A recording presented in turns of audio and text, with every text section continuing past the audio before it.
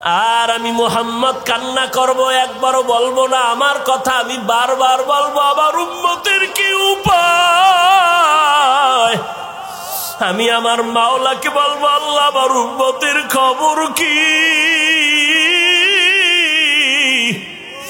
আমার একটা উম্মত যেন জাহান্নামের আগুনে না যায়, জাহান্নামের একটা সেকেন্ডের গরম সহ্য করতে পারবে না।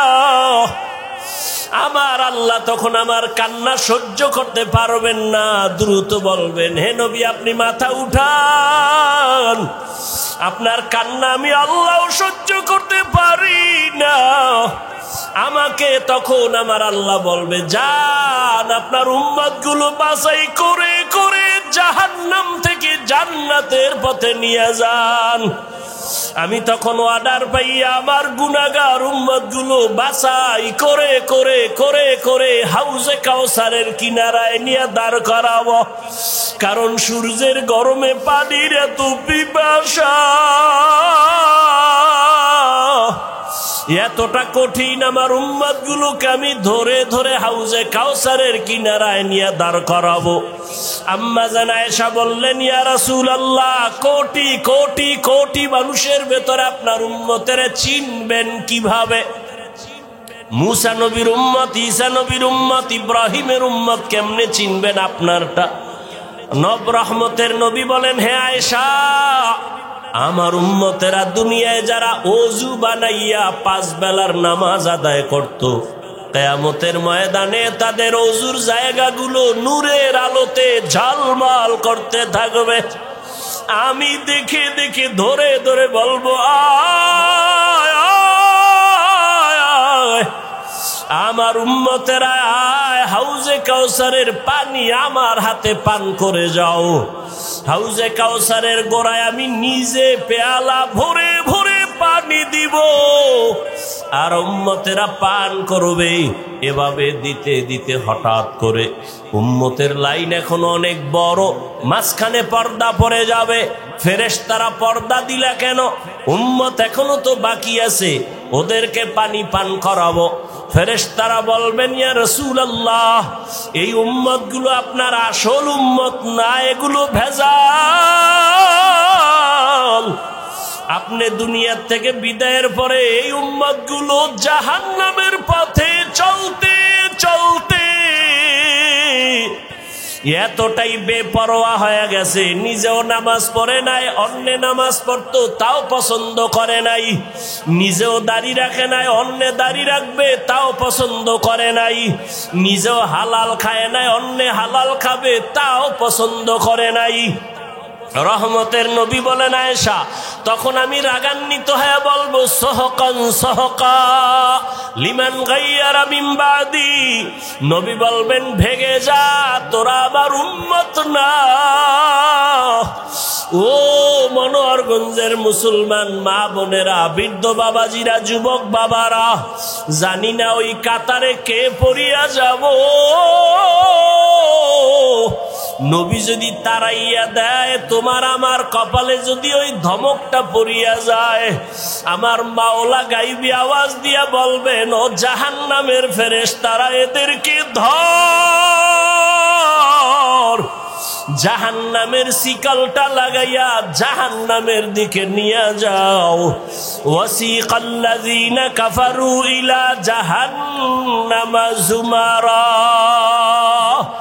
ওরে আল্লাহর বান্দারা, সূর্যের গরম সহ্য করতে পারো না, বেতের বাড়ি সইতে পারো না, মশার কামড় সহ্য করতে পারো না, জাহান্নামের আগুনের গরম কেমন করে সহ্য করবারে বাবা।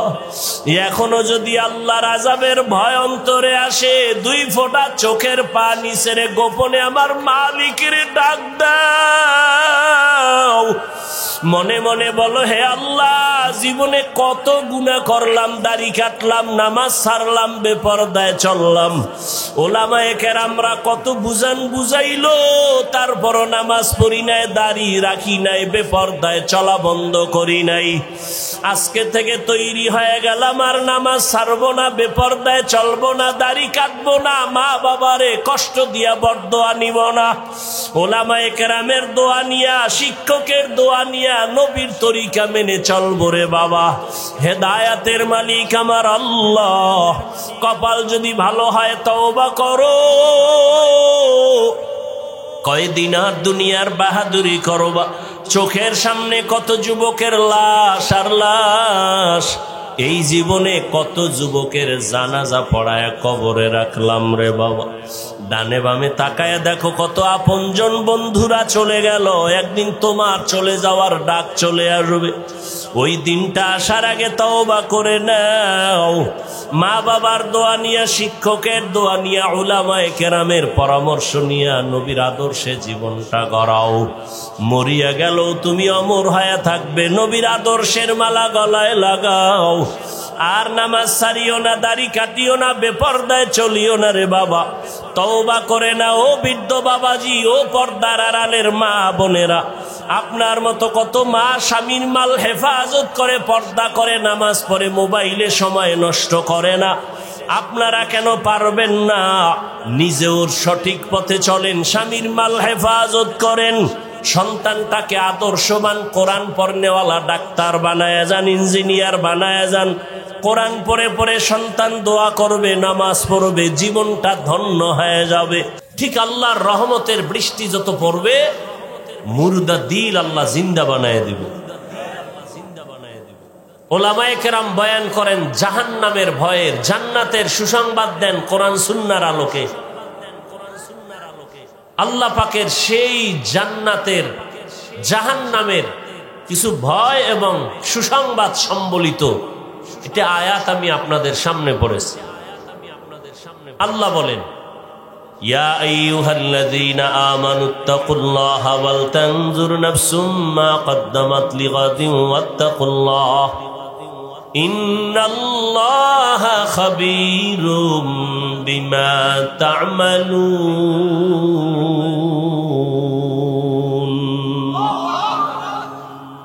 মুমিনদের আল্লাহ বলেন তোমরা আমাকে ভয় করো, তাকওয়া অর্জন করো, এবং তোমার একটা সামনের জীবন আছে, ওই জীবনের জন্য তুমি কি অর্জন করেছো একটু চিন্তা করো, হিসাব মিলাও। ওয়াত্তাকুল্লাহ, আল্লাহ আবার বলেন আমাকে ভয় করো। ইন্নাল্লাহা খাবীরুম বিমা তা'মালুন, তুমি যা করো সব বিষয় আমি আল্লাহ অগ্রিম সব জানি। দুনিয়ার সবাইকে ফাঁকি দেওয়া যায়, আল্লাহকে কখনোই ফাঁকি দেওয়া যাবে না। রহমতের নবী বলেন আদ-দুনিয়া সিজনুল মুমিন ওয়া জান্নাতুল কাফির। দুনিয়াটা মুমিনদের জন্য জেলখানা, মুসিবতের জায়গা। বেঈমান দুনিয়াদার যারা, এদের জন্য বালাখানা, শান্তির জায়গা। যত শান্তি দুনিয়াদার দুনিয়ায় পাবে, মরণের পরে আর শান্তি নাই, অশান্তি শুরু হবে, শেষ হবে না। দুনিয়াতে যত কষ্ট মুমিন দুনিয়াতে পাওয়ার পরে, এদের মরণের পরে শান্তি শুরু হবে, আর কখনো শেষ হবে না। দুনিয়ায় শান্তি, পরকালে কষ্ট বেঈমানের জন্য। দুনিয়ায় কষ্ট, পরকালে শান্তি মুমিনের জন্য। কারণ আল্লাহ বলেন দুনিয়াটা পরীক্ষার হল। এই দুনিয়ায় যার ঈমান যত তাজা, তার মুসিবত তত বড়। দুনিয়াতে সব থেকে বড় ঈমানওয়ালা, তাজা ঈমানওয়ালা নবী রাসূলগণ। তাদের জন্য দুনিয়াটা বড় মারাত্মক ছিল, পরীক্ষা বড় কঠিন ছিল। আল্লাহ পাক বলেন আমি দুনিয়ায় তোমাদের পাঠাবার একমাত্র কারণ আখিরাতের ফসল কামাই করবা। আমার দেশ থেকে বিদেশে যারা কাজের জন্য যায়, আমেরিকা যায়, লন্ডন যায়, সৌদি আরবে যায়, কাতার, কুয়েত, ওমানে যায়, বহু যুবক ছেলে মেয়েরা বিদেশ আছে না নাই? ওরা বিদেশ যায়, টাকা পয়সা কামাই করে, কিন্তু ওখানে কেউ বাড়ি করে না, কামাই করে ওখানে, চিন্তা চেতনা সব তার নিজ জন্মভূমি বাংলাদেশে একটা ঘর কেমনে করবে, আব্বা আম্মাকে একটু আরামে কেমনে ঘুম পাড়াবে, সন্তান পরিবার নিয়ে কেমনে জীবন যাপন করবে, এই চিন্তায় রাতের ঘুম নাই, খানা নাই, এত ব্যস্ত সময় পার করে, সেখানে ঘুমায়ও না টাইম মতো, ওভার ডিউটি করে, আছে না নাই? বিদেশে তুমি এখন খাও আর ঘুমাও, বিদেশে প্রবাসে আমার যুবক বাবারা যারা আসলেই দুনিয়ার এই মা বাবার মোহাব্বত নিয়ে গেছে, ঋণ হইয়া গেছে, দ্বার উদ্ধার করিয়া গেছে, ওখানে যায় টাইম মতো ঘুম নাই, টাইম মতো খানাও নাই, ডিউটি 8 ঘন্টা, ও ডিউটি করে 16 ঘন্টা, মাঝে মাঝে অসুস্থ হয়, এরপরও ডিউটি বাদ দেয় না, ওর মধ্যে একটা পেরেশানি কাজ করে, আরে আমি 1 মিনিট সময় যদি লস করি, আমার কামাই রুজির 1 মিনিট সময় লস হবে, বাড়ির মধ্যে আমার কত প্যারা, আমার মাথায় আমার মা, আমার বাবা, আমার স্ত্রী, আমার সন্তান, আমার পরিবার, ঋণের বোঝা। বিদেশে গিয়া মানুষ 1 সেকেন্ড ঘুমায় না, যারা জ্ঞানী। আর যারা পাগল, ওরা কিছু টাকা কামাই করে আবার তাস খেলে, জুয়া খেলে। বাংলাদেশের ছেলে ওখানে নামাজও পড়ে না, মক্কার পাশে থাকে, মদিনার পাশে থাকে, নামাজও পড়ে না। কিছু যুবকরা গত বছর কানলো বাইতুল্লাহর পাশে বসে, হোটেলে আইসা আর বলল, হুজুর দোয়া করবেন। আমাদের সাথে অনেক যুবকরা বাড়িতে টাকা পাঠায় না, বলে সৌদির অবস্থা ভালো না, অথচ আমরা দেখতেছি টাকা কামাই করে আর জুয়া খেলে। আর যারা জ্ঞানী, কষ্ট করে বিদেশ গিয়ে ঘুমায় না, ঠিক এই দুনিয়ায় যারা আছে মুমিন,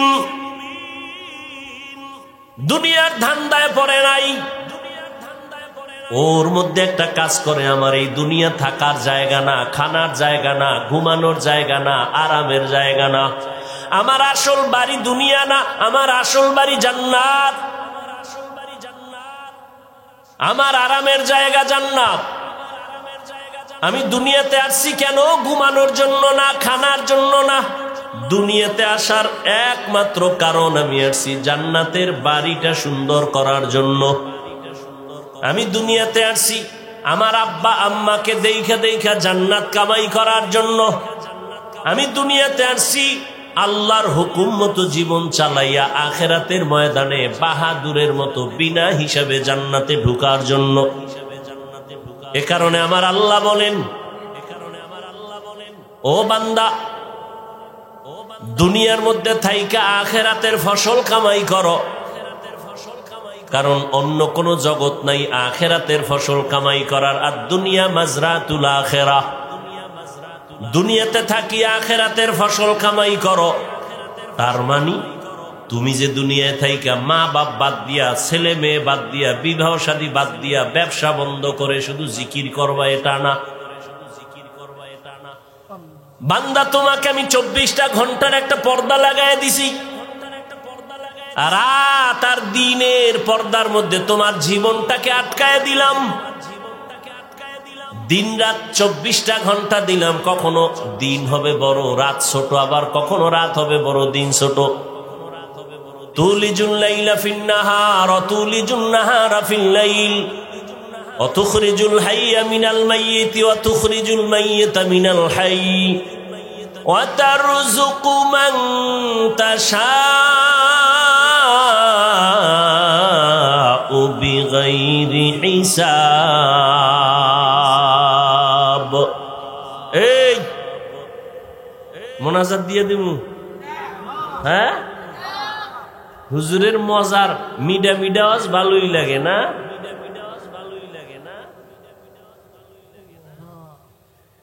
মিষ্টি ময়ান খুব ভালোই লাগে, আর কলিজায় আঘাত লাগলে আর ভাল লাগে না, জুতা খুঁজে তাড়াতাড়ি উঠার জন্য। হ্যাঁ, আল্লাহ হেদায়াত দান করুন। উঠা বসা করলে আমি দোয়া করে দেই। এত কষ্ট করে আনছেন দাওয়াত দিয়া, সময়কে নষ্ট করেন কেন? অবমূল্যায়ন করেন কেন? ভালো লাগে না, আসছেন কেন? এটা তো এমন প্যান্ডেল না যে জোর করে বসতে হবে, টিকিট দিয়ে বসতে হবে, উঠে গেলে টাকা মিস। ইসলাম তো বাই ফোর্স না বাই চয়েস, কাউকে জোর করে মানুষকে দিনের দিকে ডাকে না। আপনি ভালো লাগলে নামাজ পড়বেন, না পড়লে নাই। আমাদের কাজ দাওয়াত দেওয়া। ফলাফল কিয়ামতের দিন পাইয়ে যাবেন হাতে। মরার আগেই দেখে যাবেন আপনি জান্নাতি না জাহান্নামী।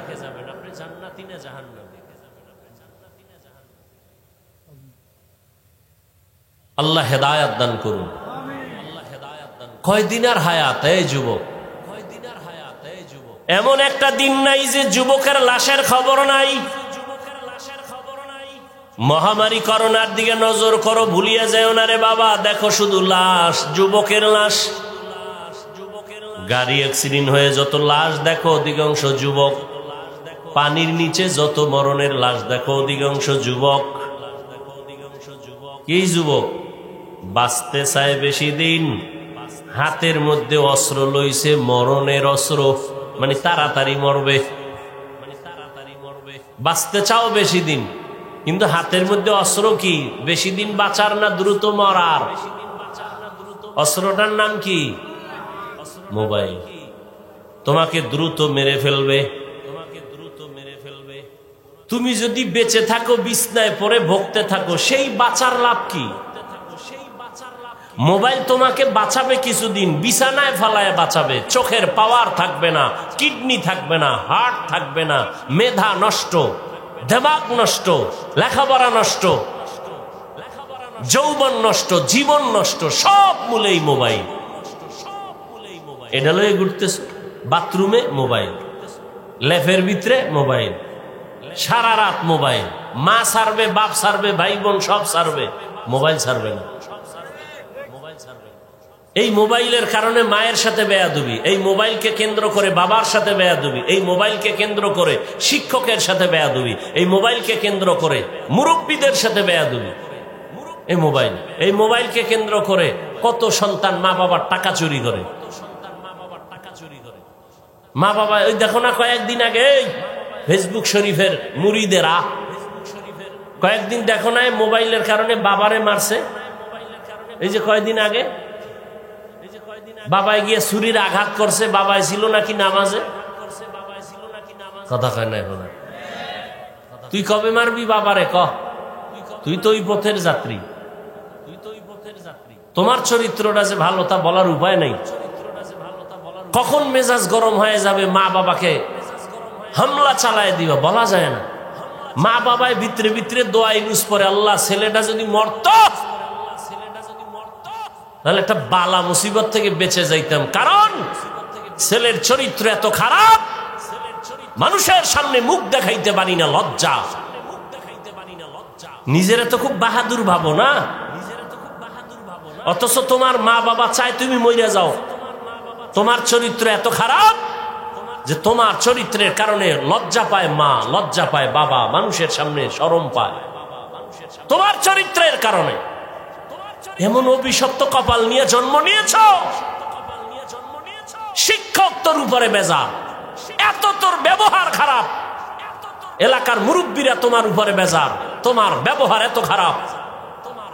মা বাবা বেজার তোমার উপরে, তোমার ব্যবহার এত খারাপ। আলেম ওলামা তোমার উপরে বেজার, তোমার ব্যবহার এত খারাপ। অভিশপ্ত কপাল নিয়ে দুনিয়াতে আসছো কেন? কি নিয়ে কবরে যাবি? মরে গেলে মানুষ কি স্মরণ করবে? যে একটা মুসিবত গেছি গা, আলহামদুলিল্লাহ। মানুষ মরলে ইন্না লিল্লাহ পড়ে, তুই মরলে সবাই আলহামদুলিল্লাহ পড়বে। এমন পোড়া কপাল নিয়ে জন্ম নিয়েছ। বাহাদুরি করো বহুত কিছু, কোন দিন মরণ হবে জানা নাই। ঘুমের ভিতরে মরণ, ঘুমের ভিতরে হয়নি? যুবক বাবারা হয়নি? বেয়াদবি মাপ চাই। আমার তো তোমার সাথে দুশ্মনী চাই নাই, বরং আমার অন্তর চায় তোমার দুইটা পায়ে হাত দিতে পারলে। যদি নামাজি হইতা, দাড়িওয়ালা হইতা, আমি নিচে এসে পাও ধরতাম। অথচ তোমার মতো যুবকই তো কবি নজরুল। আজকে তার গুণগান গাও। তোমার মতো সারা রাত মোবাইলে অপরাধ করলে জীবনে কবি নজরুল হতে পারতো না।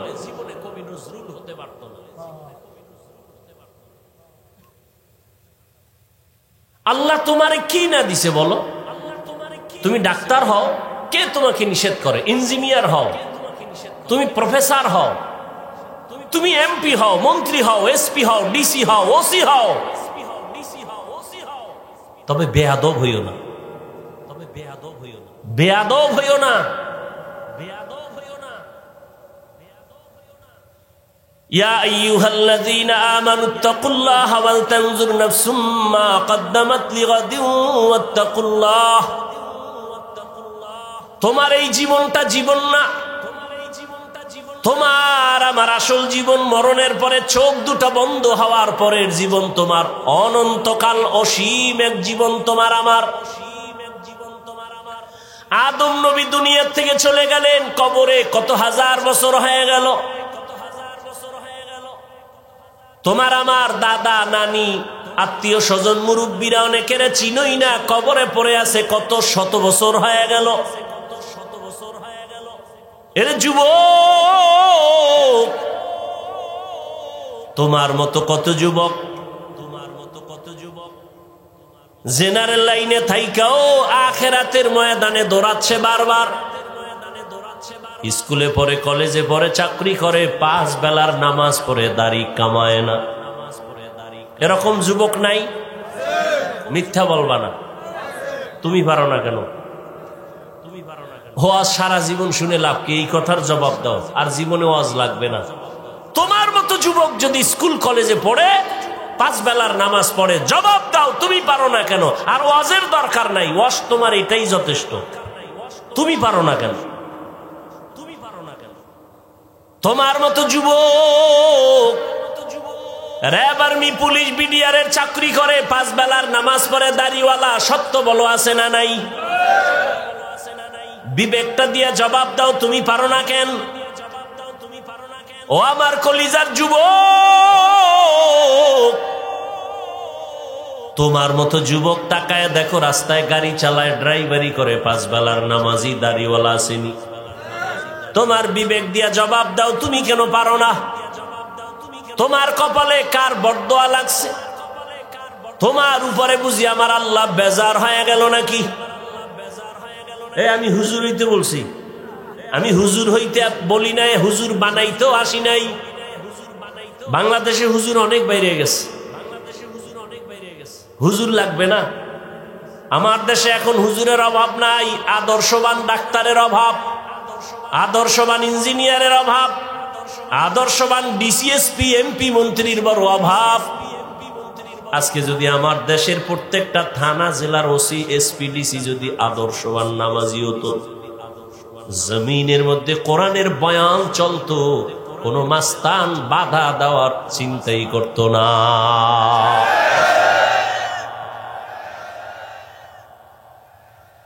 তোমরা স্বাধীন স্বাধীন করো, স্লোগান দাও না, দেশ স্বাধীন। দেশ স্বাধীন হলে চট্টগ্রামে আইনজীবীর গলায় ছুরি চালানো হয় কেন? দেশ স্বাধীন হলে বাড়িঘরে আগুন লাগে কেন? দেশ স্বাধীন হলে বক্তার ওয়াজে বাধা কেন এখনো?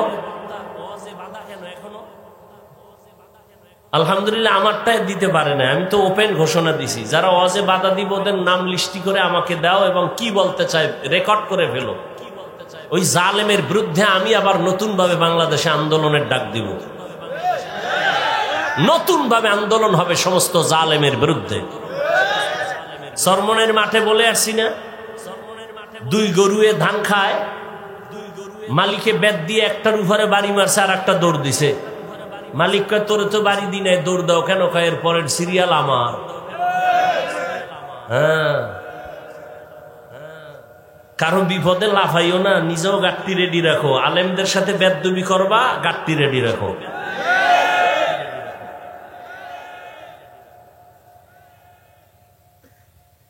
আল্লাহ হেদায়েত দান করুন। মসজিদে রাজনীতি চলবে না, খুব মজার কথা। ইমাম সাহেব থাকতে হবে নিরপেক্ষ, খুব সুন্দর কথা। কমিটির লোক কেন রাজনীতি হয়? ইমামকে নিরপেক্ষ রাখতে হলে কমিটির ব্যক্তিদেরকেও নিরপেক্ষ থাকতে হবে।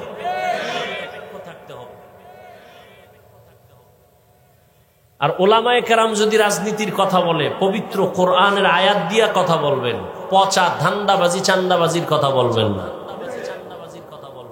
যদি কেউ বলে ইসলামে রাজনীতি নাই, তার ইমানই তো চলে যাবে।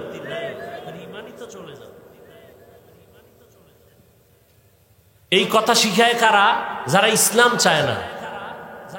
কারণ সবাই জানে ইসলাম ছাড়া শান্তি নেই, সবাই জানে বুঝে, কিন্তু ভয় ইসলাম আসলে চোরের চুরি আর চলবে না, এই জন্য ভয়। আজকে সৌদি আরব এত বড় ইসলামী স্টেট, ইসরায়েলের মধ্যে যে হামলা মুসলমানের উপরে ওরা চালায়, ফিলিস্তিনের জমিনে, ভারতের জমিনে, আসামে এই পরিমাণ অত্যাচার, ইসলামের দৃষ্টি বাদ দেন না, মানবতার দৃষ্টি কোথায়? বেঈমান কথা বলবে দূরের কথা, মুসলমানেরাও চুপটি করে বসে আছে। কথা ঠিক নেই?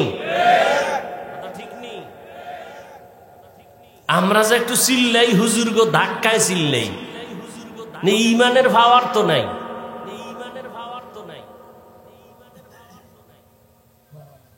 আল্লাহ সব ভাইকে হেদায়াত দান করুন, মুসলমানদের ইজ্জতের হেফাজত করেন।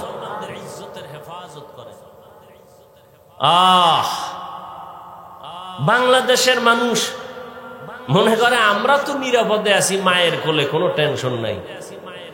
ঝড় তুফান যদি শুরু হয়ে যায় আর ফিরবে না। বাংলাদেশ সাইজ করতে ওগা আঙ্গুলের একটা টোকাও লাগবে না, ওরা এটা সিরিয়ালের বাইরে রেখে দিচ্ছে। আপনি মনে করেন অনেক অজমা আফিল মাদ্রাসা মসজিদ, এটারে আর দুর্বল করবে কে? এই বাংলাদেশে ইসলামের ক্ষতি তো কোনো হিন্দু করে নাই, হিন্দু দাঁড়ায় বলে নাই হুজুর গো পিডাও, খ্রিস্টান আইসা বলে নাই মাদ্রাসায় আগুন লাগাও। ইসলামের 12টা তো মুসলমান নামদারি মুনাফেকরা বাজাইছে। এই যে আমি কথাগুলো বলছি আপনারা শুরু থেকে শুনছেন, ঠিক এই বয়ানটা আগামী জুমায় কোনো ইমাম সাহেব করুক না মসজিদে, বলবে হুজুর 1 মাসের জন্য বাড়িতে বেড়াই আইয়েন। কারণ কি? ওই যে শিয়ালের হাতে মুরগি। আল্লাহ হেদায়াত দান করুন।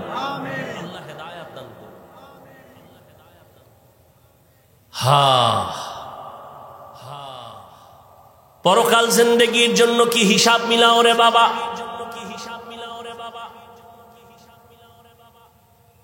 চোখের সামনে বুঝাই দিলাম রে যুবক বাবা, তোমার মতো যুবক জেনারেল লাইনে থাকিয়া 5 বেলার নামাজ পড়ে, ময়দানে কৃষি কাজ করে, নদীর মধ্যে মাছ ধরে, 5 বেলার নামাজ পড়ে, রাস্তায় গাড়ি চালায় না, গাড়িটা বন্ধ করে আজান হলে নামাজে যায়, ড্রাইভার, হেল্পার, কন্ট্রাক্টর, যাত্রী সহ। বলো তুমি কেন নামাজ পড়তে পারো না? তোমার মতো যুবক যদি স্কুল কলেজে পড়ে, নামাজ পড়ে, বলো তুমি কেন পারো না রে বাবা?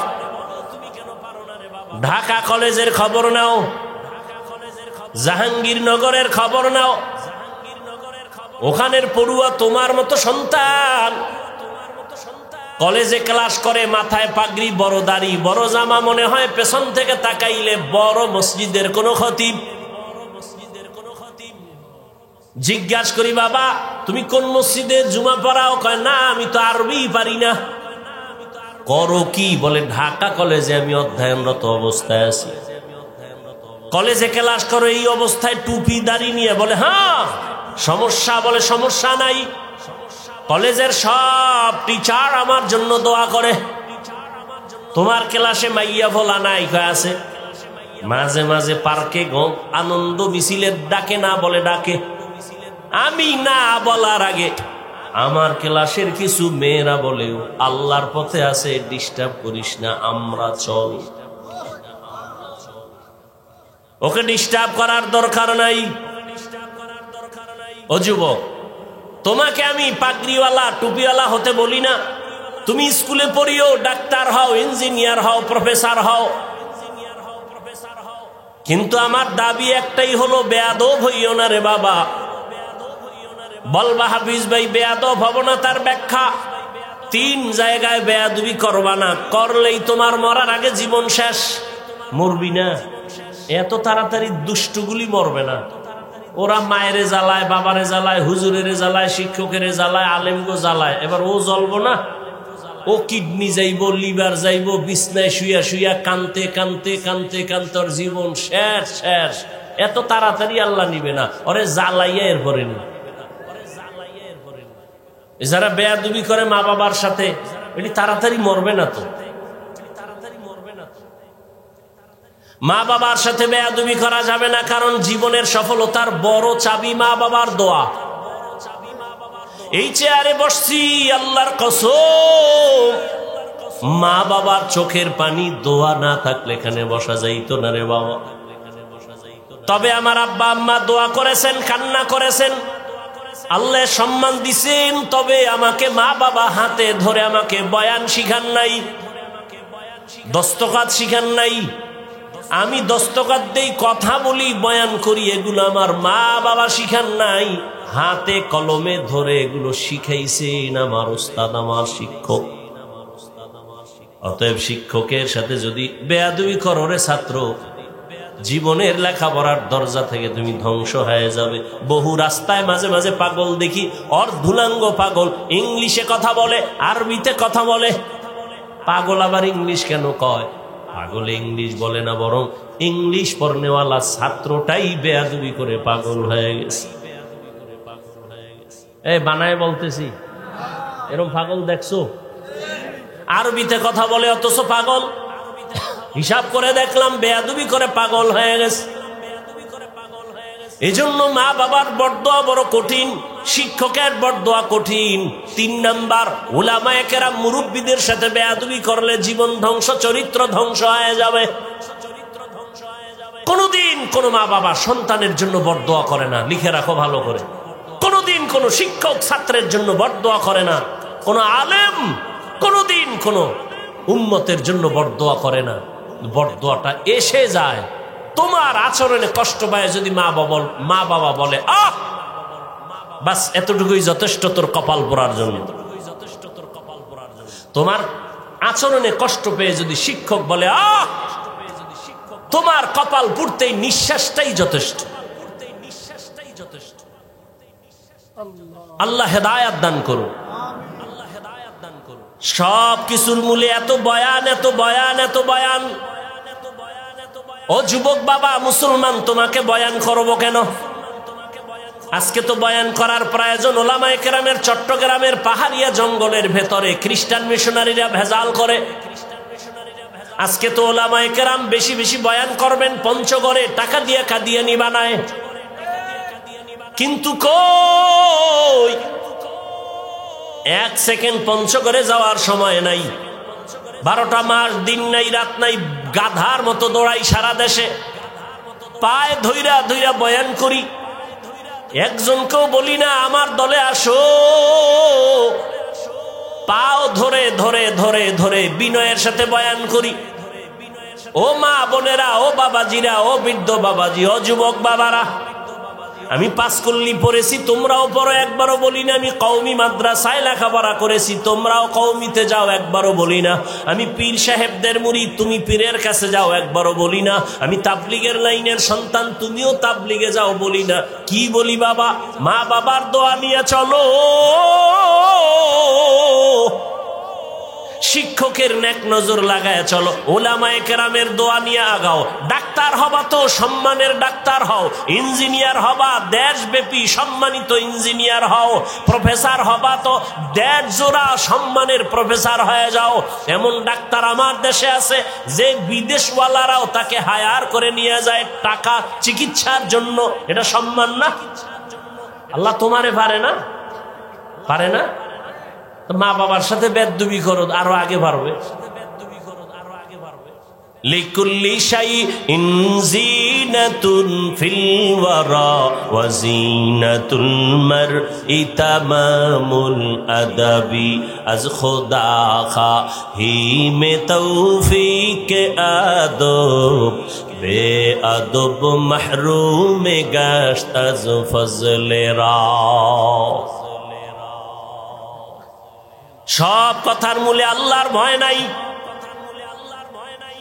যদি আল্লাহর ভয় থাকতো, ওরে ভাই আপনারাও মুসলমান আমিও মুসলমান, খেয়াল করেন কষ্ট হয়? আপনাদের আল্লাহ আমার আল্লাহ দুইজন, জবান খুলে বলেন কয়জন? আপনাদের নবী আমার নবী বলেন, আপনাদের কোরআন আমার কোরআন, আপনাদের কাবা আমার কাবা, আপনাদের কালেমা আমার কালেমা, আপনাদের ধর্ম আমার ধর্ম। আপনি আমি দুনিয়াতে আসছি সিস্টেম, বিদায় বেলা কাফনের সংখ্যাও, আমাকেও 3টা কাফন দিবে, আপনাকেও 3টা কাফন দেয়া হবে, মা বোনদের 5টা কাফন দেয়া হবে, কালার হবে আলাদা। কি হুজুরদের কালার একরকম, আপনাদের কালার আর এক রকম।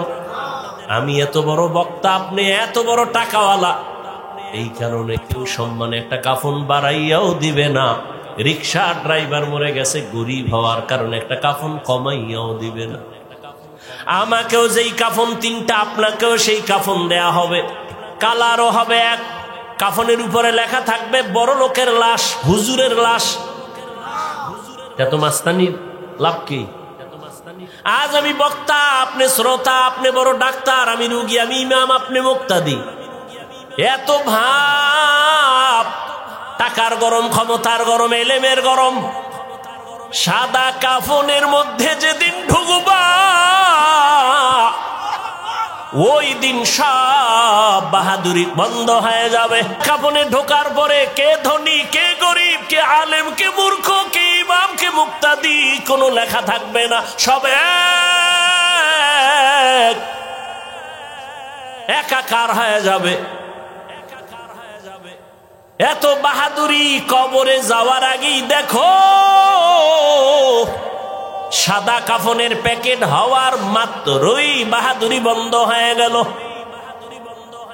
কিসের এত বাহাদুরি?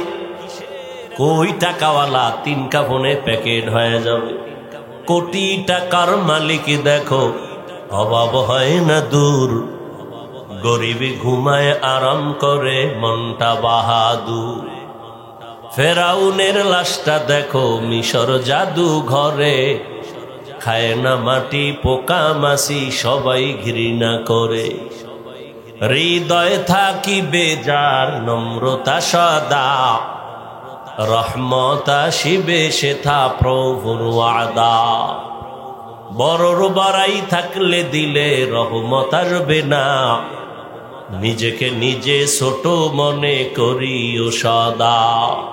উঁচু জমিন থেকে পানি নিচু জমিনে যায়, তেমনি খোদার রহমত আসে নম্রতার হৃদয়।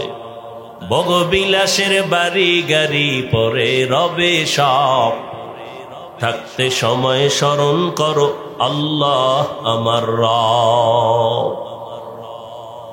ইন্নাল্লাযীনা ক্বালু রাব্বুনাল্লাহু সুম্মা ইসতাকামু ফালা খাউফুন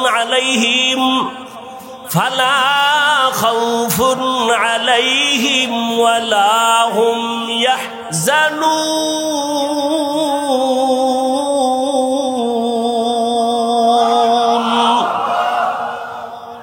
যে ব্যক্তি আমার আল্লাহকে রব বলে স্বীকার করবেন এবং এই রবকে মানিয়া জীবনটা চালাবে, আল্লাহ বলেন তোমার দুনিয়ায় পেরেশানি নাই, আখিরাতেও ভয় নাই, আমি আল্লাহ কুদরতের দ্বারা তোমাকে বিনা হিসাবে জান্নাত দিয়া দিব।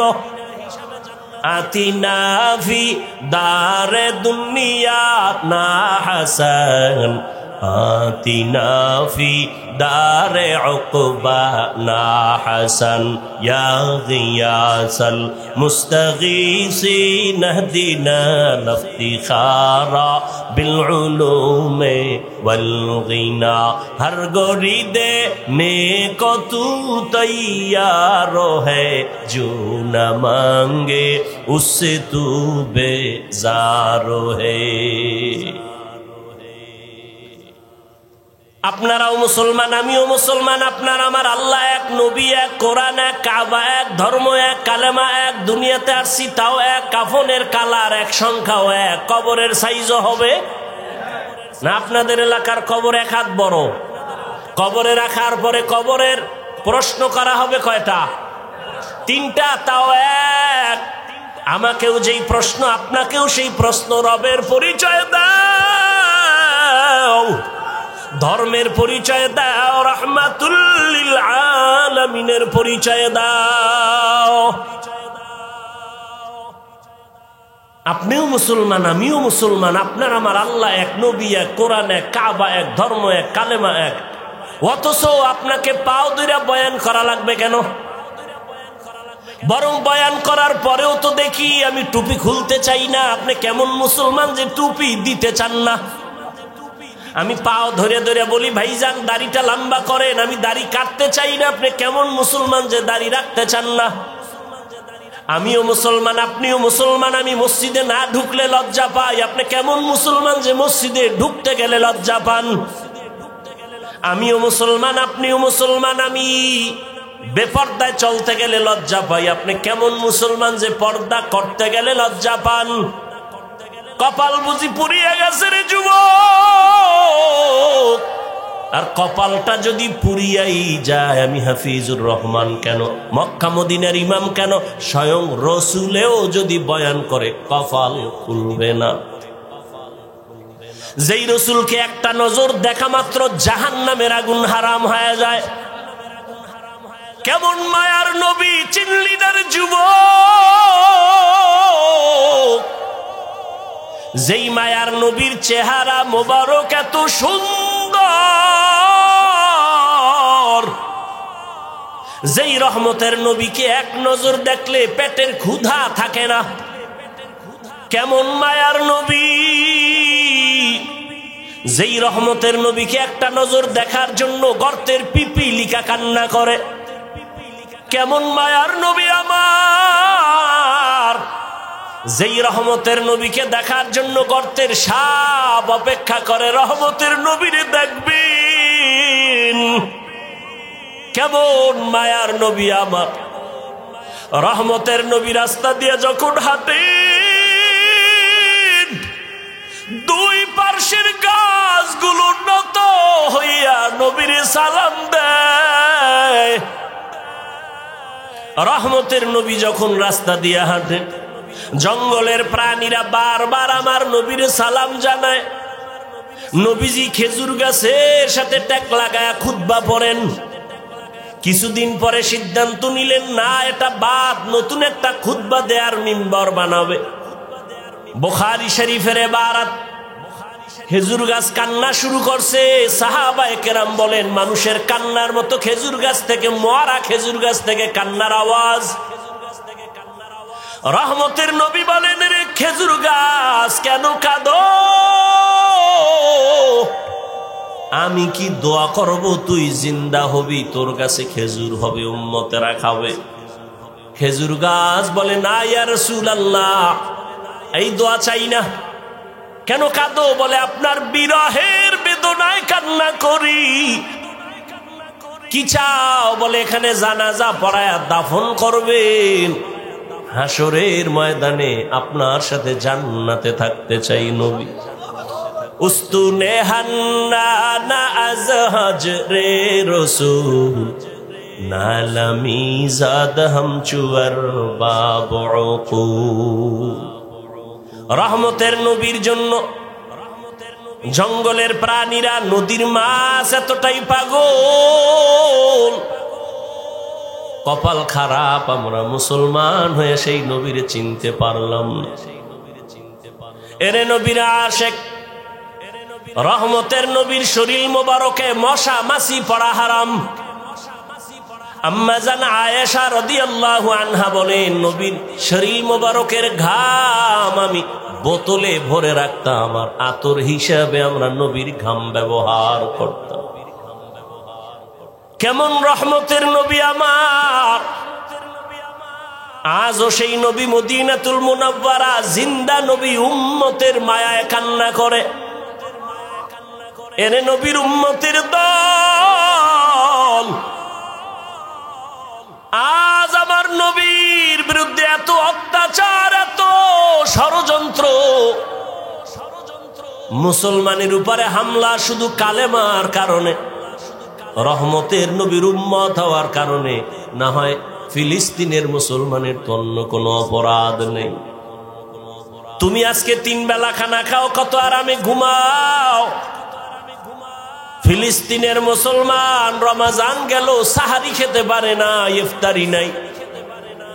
মায়ের সামনে সন্তানের জবাই করে, সন্তানের সামনে মা বাবাকে জবাই করে, ধর্ষণ করে।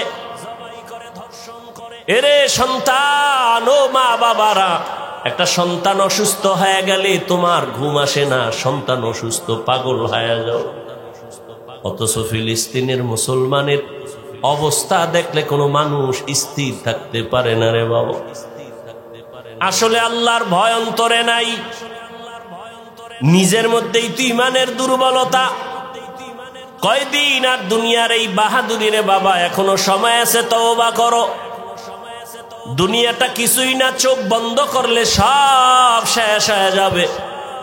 আজ আমি তুমি বলি আমার বাড়ি, আমার গাড়ি, আমার টাকা, আমার পয়সা, সব আমার আমার আমার।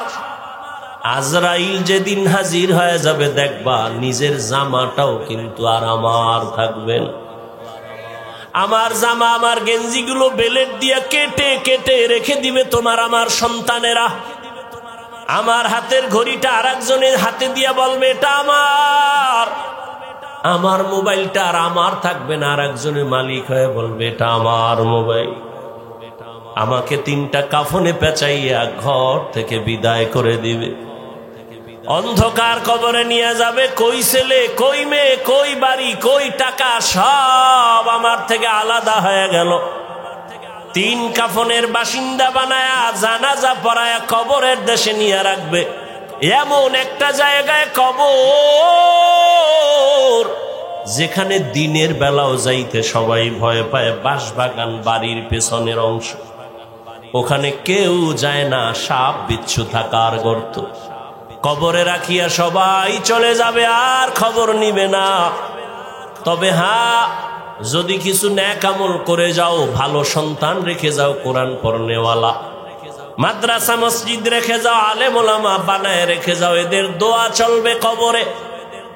তাও যদি না থাকে, কবরে আর কিছুই যাবে না রে বাবা। রহমতের নবী আম্মা জান আয়েশা বলেন, আমার হুজরায় বসে নবী গুনগুন করে কান্না করেন। আমি জিজ্ঞাসা করতাম, ইয়া রাসূলুল্লাহ, আমি আয়েশার কোনো বেয়াদবির কারণে আপনি কান্না করেন? কয় না না। তো কেন আপনি কাঁদেন? আম্মা জান আয়েশার জবাবে রহমতের নবী বলেন, হাসরের ময়দানের ভয়ঙ্কর হালাত আমার যখন মনে পড়ে চোখের পানি ধরে রাখতে পারি না রে আয়েশা।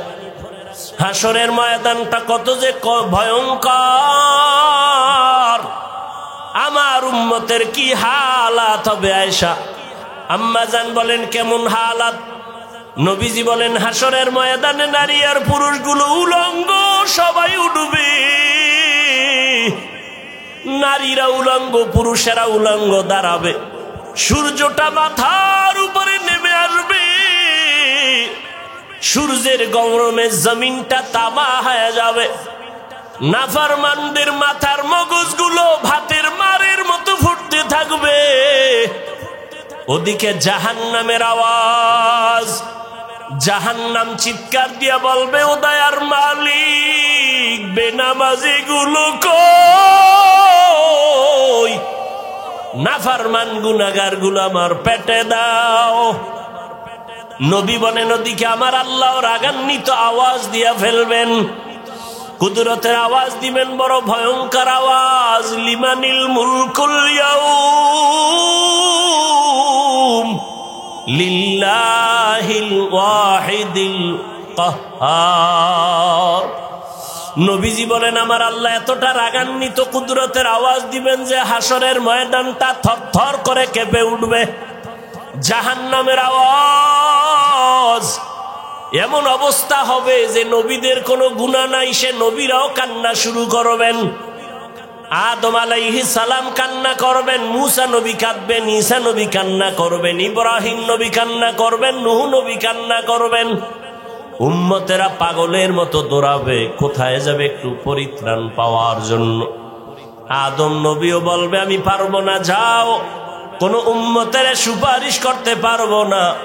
মুসা নবীও তাড়ায় দিবেন, ঈসা নবী তাড়ায় দিবেন। সর্বশেষ রহমতের নবী বলেন, আয়েশা, উম্মতেরা পাগলের মতো হয়ে যাবে।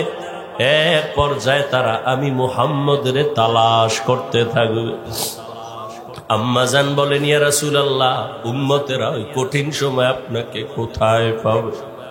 মায়ার নবী কাঁদেন আর বলেন, আয়েশা, ওই কঠিন সময় আমি একমাত্র আমার রবের সামনে সিজদায় পড়ে মাকামে মাহমুদে কান্না শুরু করব। মুসা নবী কাঁদবেন নিজের জন্য, ঈসা নবী কান্না করবেন নিজের চিন্তায়, আদম নবী কাঁদবেন নিজের চিন্তা। ও আল্লাহর বান্দারা, তওবা করার মতো যদি অন্তর তৈরি হয়, মুনাফিকি অন্তরে যদি না থাকে, খাঁটি তওবার নিয়ত যাদের আছে, দুটো হাত আমার আল্লাহকে দেখাইয়া দাও। আয় আল্লাহ, আমাদের হাতগুলো কবুল করে নেন, তওবা কবুল করে নেন, তওবার উপরে মজবুত হইয়া চলার তৌফিক দান করেন, আমিন। আলহামদুলিল্লাহি রাব্বিল আলামিন, والصلاة والسلام على سيد الأنبياء والمرسلين وعلى آله وأصحابه أجمعين يا أرحم الراحمين يا أرحم الراحمين يا أرحم الراحمين رب ارحمهما كما ربياني صغيرا اللهم إنك عفو كريم تحب العفو فاعف عنا اللهم إنا نسألك رضاك والجنة ونعوذ بك من سخطك والنار اللهم إنا نعوذ بك من البرص والجنون والجذام وسيء الأسقام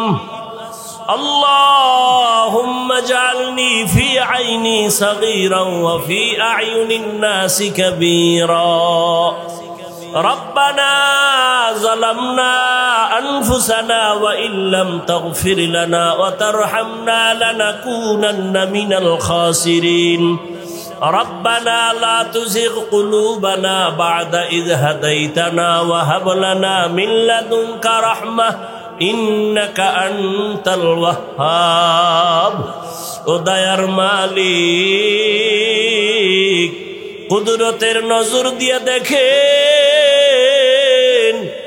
উলামায়ে কেরাম মুরব্বি হাজী সাহেব কত ব্যবসায়ী চাকরিজীবী পর্দার আড়ালের মা বোনেরা যুবক ছাত্র বাবারা গুনার বোঝা নিয়ে হাজির তওবার নিয়তে হাত তুলেছি রে আল্লাহ আর গুনাহ করব না আর নাফরমানি করব না গুনার কারণে আমার হাত না পাক আমার চোখ না পাক আমার জিহ্বা না পাক আমার অন্তর না পাক শয়তানের ধোঁকায় পড়ে অন্যায় করেছি দয়া করে ক্ষমা চাই আর গুনাহ করব না রে আল্লাহ গুনাহ নিয়ে কবরে যেতে চাই না জাহান্নামের গরম সহ্য করতে পারবো না রে আল্লাহ আয় আল্লাহ আমরা আপনার আদরের নবীর উম্মত মেহেরবানি করে আমাদের সকলের জীবনের গুনাহগুলো মাফ করে দেন আয় আল্লাহ সুন্নাতওয়ালা জিন্দেগি দান করেন আয় আল্লাহ নবীজির রওজা মোবারকে গিয়া সালাম দেওয়ার তৌফিক দান করেন।